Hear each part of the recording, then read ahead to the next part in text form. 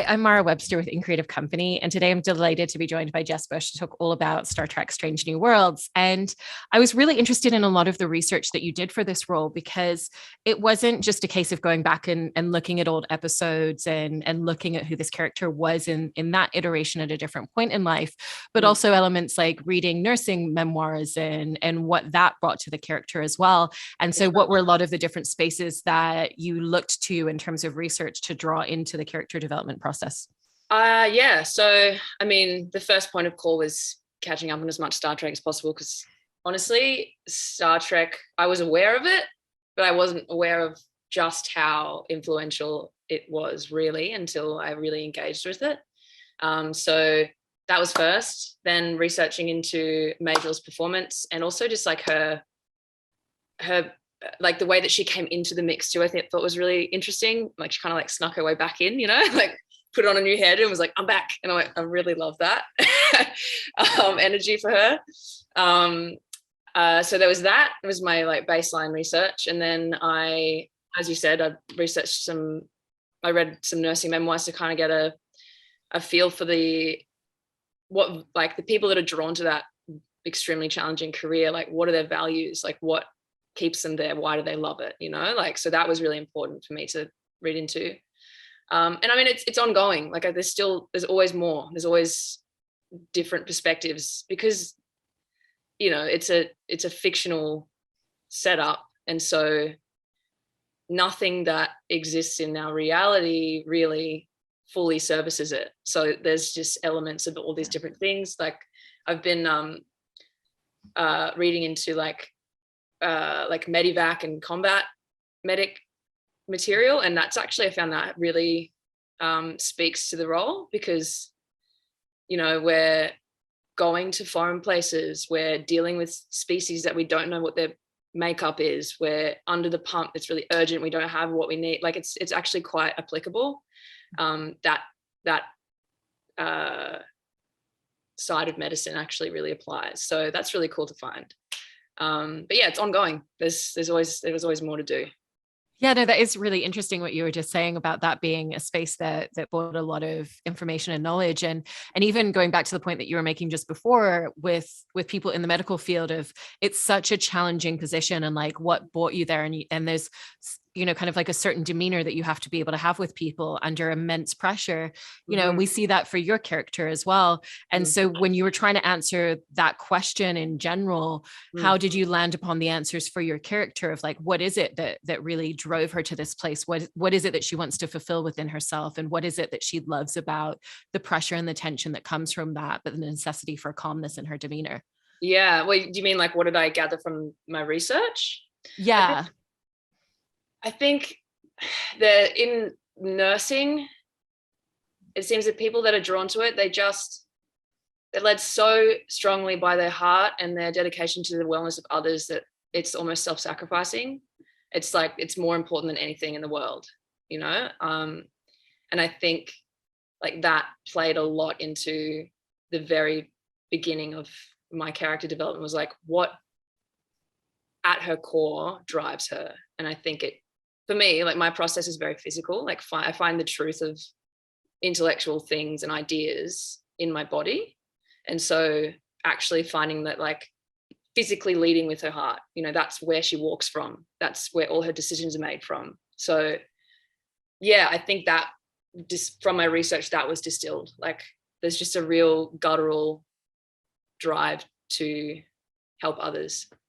Yeah, and with you bringing that up as well, it does feel like she's someone who's just so driven by people, first and foremost over everything else. That's the most important thing. And it's not about what's the right thing to do in terms of the larger scope. It's what's the right thing to do for the person standing right in front of me. And given that so much of it is about those close interactions when people are coming to the sick bay on the ship, how did that inform the way that you wanted to shape a lot of those sorts of interactions and the dynamic that you created with the other characters in the show? Yeah, so I mean, a lot of what you see is shaped by what the writers do to like push us together, pull us apart, the situations they put us in. But I think like my approach to that, as I mentioned, is very physical. So which I think is really important for her as a character, because her moral, like to be driven by morality, I think for me means that your moral compass is planted in your chest, not in your head, you know, like that's where your decisions come from first. And so when I read the material, I read it with that first. I read the material with my heart first and see where it lands in my body and like what information I can kind of glean from that, and then like deepen my research deepen my discovery from there.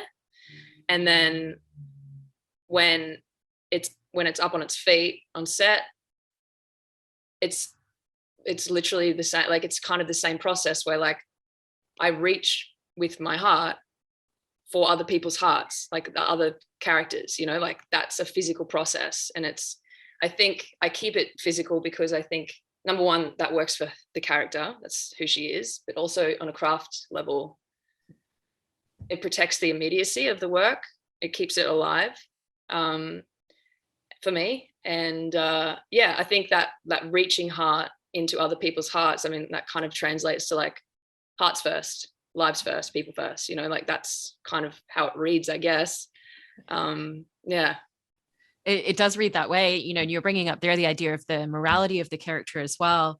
And I wanted to ask you a little bit about how you went about understanding and shaping what her morality and what that set of rules is that she's constructed for herself as a person, because, you know, again, it feels like that's kind of where she leads from more than rules and regulations. It's what do I think is the right thing to do, not what am I being told is the right thing to do. Yeah. Look, I think it was kind of organic. I mean, partially, you know, we're in the development with the showrunners when we first kind of sat down, we're like, who do we want her to be? You know, like we've got this skeleton, we've got someone, a reference point, but also we can make her new. Like, who is she in 21st century or the 23rd century?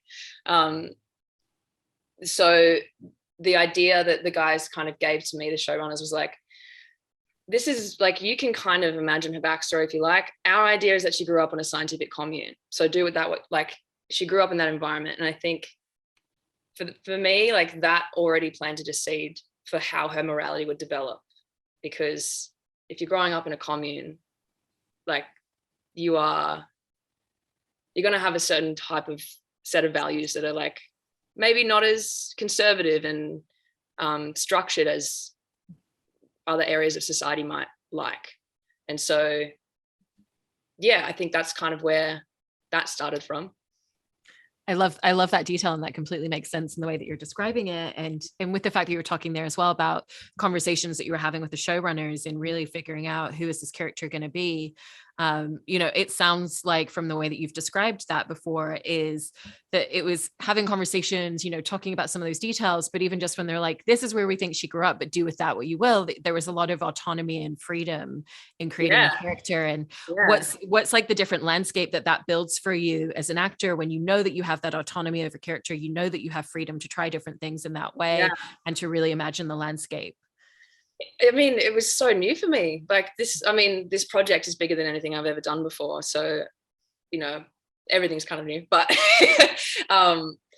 like I've never had that much say, you know, like often with roles, they're like, this is who you are. This is what you look like, feel that. And like, that's our job. And you're like, okay, cool. And you have like a little bit of freedom within that. But coming to Star Trek, they were really like, how do you want to look? Do you have tattoos? Why? Do you like, you know, it was very like, what does she wear? Why does she wear that? You know, how does she move? And it was really exciting. I mean, I think at first I was like, I don't know how to grow into this freedom, you know, but it's been really cool. And I think they've just put so much trust in us. And it was much more like in the beginning, you know, in the first few episodes. And I think it's a process of them responding to each other. The writers and the actors are like, oh, this is where you're going and we can write you more of this stuff because we can see that kind of naturally happening for you. And it's really cool. It just allows for a constant deepening, I think. Do you feel like with the writers kind of feeding back off what you were doing with the character, are there particular traits or characteristics or aspects of character that you felt coming more to the foreground in the writing as the scripts went further into the season? Yeah. And I mean, season 2, big time. I mean, I can't really say much. I can't really say much about season 1 either, but it was, it's been really cool to see a little bit of that in season 1. And then I think after, like, Chapel has just taken a turn in season 2. Like, there's just a whole other world for her, which I am so excited about. It's been so infinitely challenging and exciting, and yeah, it's a really cool process. I've never had this dynamic with a creative team before as an actor, like having that really responsive and playful collaboration.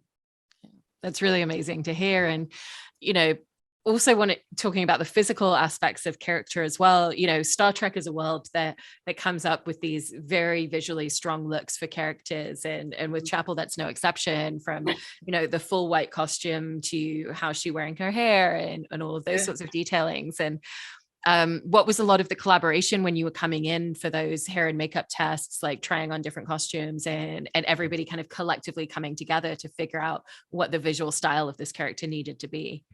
Yeah, I mean, honestly, they kind of gave it to me first. They were like, what do you think? And then, so like, we had a couple of, like, they were like, do you want to wear a tunic? Like, does she wear a dress? Does she wear a bodysuit? And I was like, no, I don't think she wears a dress. I think she's like ready for action. I think she's like, she's agile. She's nothing's falling out anywhere. Like, it's, and they're like, cool, we can make that for you. And then they had a couple of color options, and I put in my 2 cents, and basically I put forward what I like. They decide out of, like, there'd be a few options, and they're like, this is okay, this isn't. But it was kind of led by us in the first place, which is really cool. And somehow just, I don't know.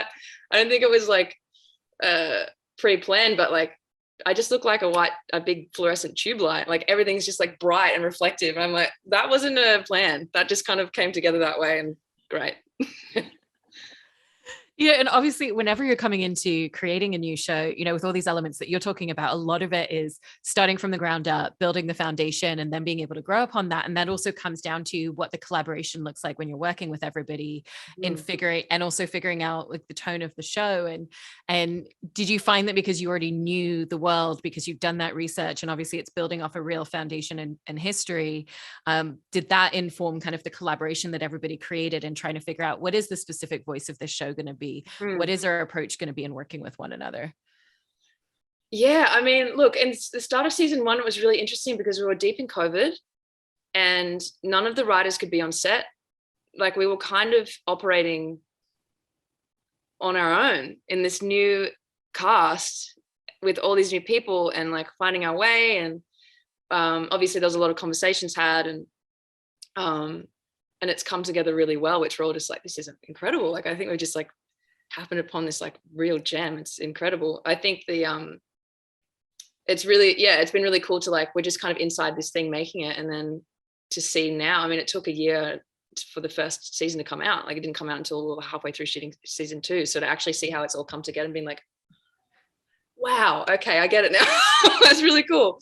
But in regards to being on set and like the work tonally, like, it's a really, like, I feel like Star Trek is such a specific and like potent world. Like, it's so rich, that the collaborative process on set is really cool. Like, it's really like the world that we're working in is so vast and like fantastical and expansive, but we're working on TV time. So like, it's fast. We don't rehearse until we get there, until the day. We rehearse once, and so we kind of just have to rock up and be really flexible and really experiment in the blocking stages. And but there's also like, there's so many moving parts that need to be discussed before action, like being really particular to stay true to the canon, and making sure that all the pronunciations are right for the different languages that are spoken, and being really specific about like these completely imagined circumstances. And like, we're in a big green screen room, and like there's very specific things happening, and we have a new director every episode, and they have a creative vision. And so there's quite a lot of discussion that happens. We all sit down, like really nut out what's going on, and consult with the writers before we actually go to camera, which is really cool. Yeah. I mean, since you're already kind of deep into the throes of season 2, is there a real shorthand that's developed amongst everybody now where, you know, at the beginning, maybe we'd have a conversation about this thing, but now we just kind of come in and we know our characters, we know each other's characters, we know what this dynamic is? I think in a certain way, yes. Like, I mean, we're all much more familiar with our characters and more allows us to kind of relax into things a little more, you know, like, but there's still always questions. There's still like always things that are unfamiliar, which I think is part of why it's so fresh and always and will be for a really long time. You know, like we're always going to be on our toes. We're always walking into a place that we've never seen before and talking to people we don't know where they're from. You know, it's always new. It's always unknown. I love that. And in terms of your character as well, I wanted to talk a little bit about her sense of humor, because I love the wit that is there in the delivery. And I know that that's also something that, looking at the original version of the character, was something that was really important to pull over, that was an element that you were just like, that really grounds this character. It's so much part of who she is. And it's important to make sure that that's reflected. And so how did you determine what is that specific delivery and style of comedy that she's going to have as a character? Because again, that's something that I imagine as you kind of fell into that the writers can then write to exactly how you're delivering those lines. Yeah. So, yeah, I mean, Majel's performance as Chapel, I think her like dry wit was probably the biggest takeaway, like the biggest thing that I just was like, wow, that's definitely who she is.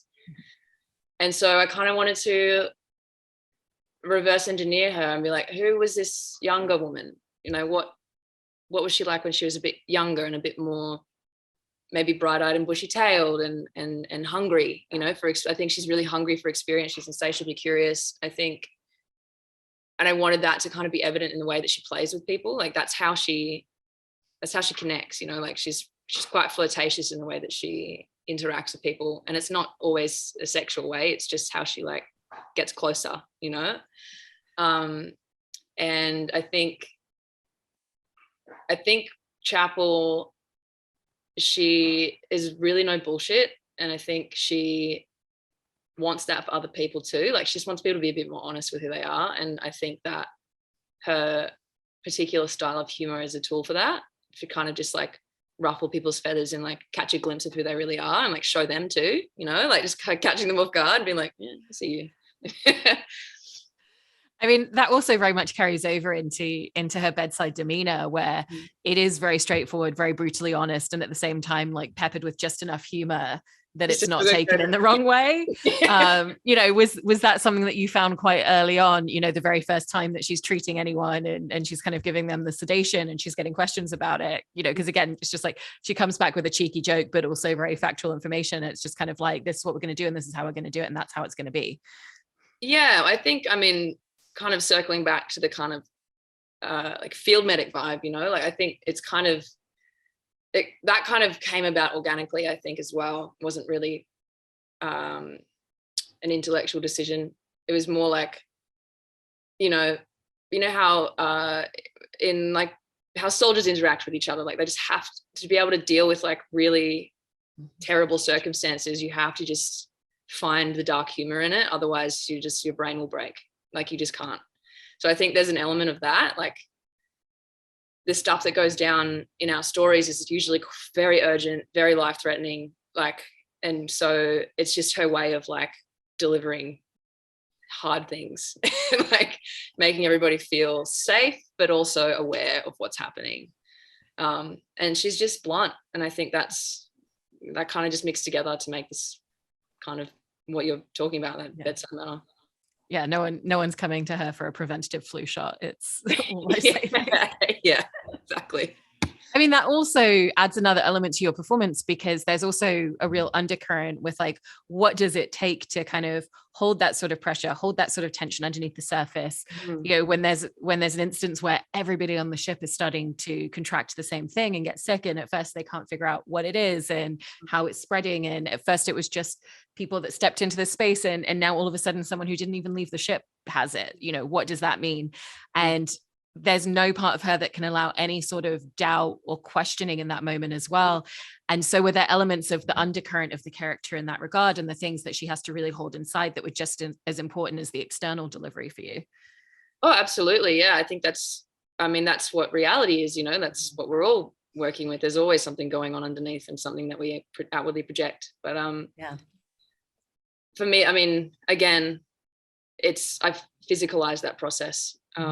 So for instance, just to like use an example that's not going to spoil anything, try and like, you know, an illness that's broken out. So if I make a decision that in Chapel's past, something she was required to help a group of people that were attacked in like a deadly bombing or something, and she had to physically handle dead bodies, say. And that experience, like when you experience something like that, the memory of it is stored in you physically, and it stays with you, and it changes how you move through the world, and from that, how you see, how you receive information. And so like, say she had to deal with this deadly bombing, I would store the horror of that and the grief of that in her arms and maybe her thighs, because she had to use those to lift and carry people, and the fear of that situation may be in her spine. And so like that exists. And so when you're in a parallel situation on the Enterprise in present day, like those centers are triggered by what's going on. But then she has the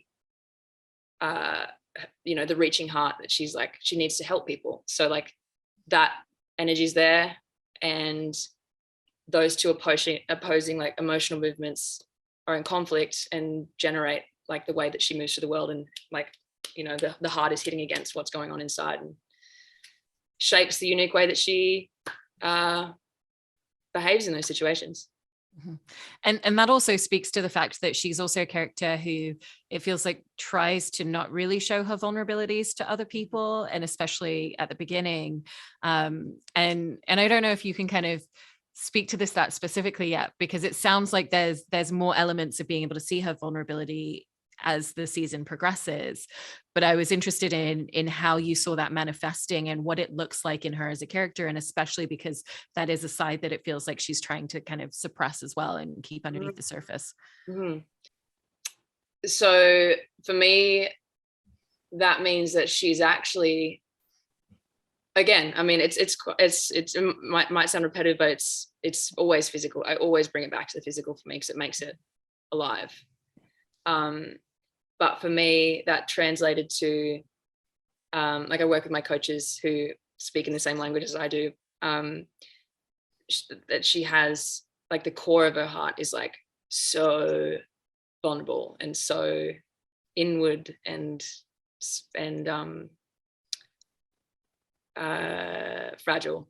And she has, and it's only for her. And then the exterior of her heart is always reaching outwards to help, as a way to like cover that, you know, like to run away kind of from that vulnerability. Yeah. And you were also bringing up before, like just this insatiable hunger that she has to kind of learn more and do more. And she's a very proactive character. And I was interested if that is kind of what comes behind finding that line and that balance of, she has a real confidence in herself and her abilities. You know, when she figures out the solution to something, it's like, yeah, I know I'm really good at this, and I knew that I would get there, even if I wasn't sure how at the beginning.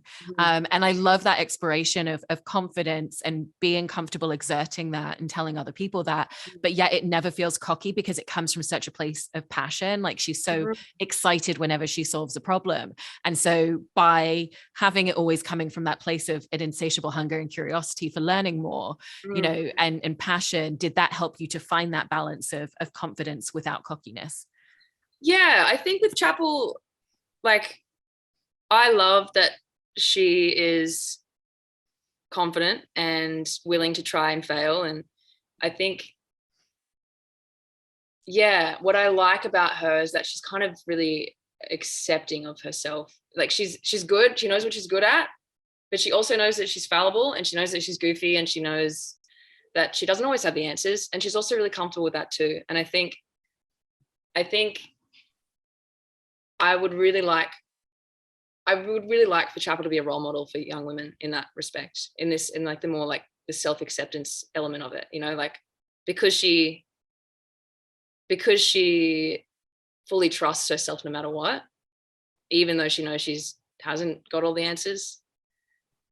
That it enables her to kind of always move from a place of being open-minded and kind to people, you know, like through it, by having so much self-trust and self-respect, no matter what, that allows her to be like a really lovely person. It is. And I love that idea of that being the real aspect of her that becomes a role model. And going back to what you were saying earlier about this being the first time that you've had this sort of dynamic and creative freedom with a character, this sort of relationship with a lot of your collaborators, you know, but also spending this much time with a character, you know, there's so many other elements to what it takes to build that arc, to keep finding new things, to be discovering new details about them and folding it into your performance. And so what have been some of the interesting challenges that you've really enjoyed about that? Ooh, I mean, I feel like just the nature of the show, like the nature of the show being episodic, and literally every episode is a different genre. And for me, like that is just, it allows for so much discovery. You can really find different elements of the character through that, by examining them through a lens of horror and a lens of comedy. And, you know, like so much just kind of comes out naturally. And it's just like a boot camp for an actor, you know, like moving between those different genres every week, and has been delightfully challenging and illuminating. Well, I look forward to seeing all the rest of the first season and everything that you're working on now for season 2. Thank you so much, Jess. It's been so interesting hearing all about it. Oh, it's been great to chat. Thank you so much.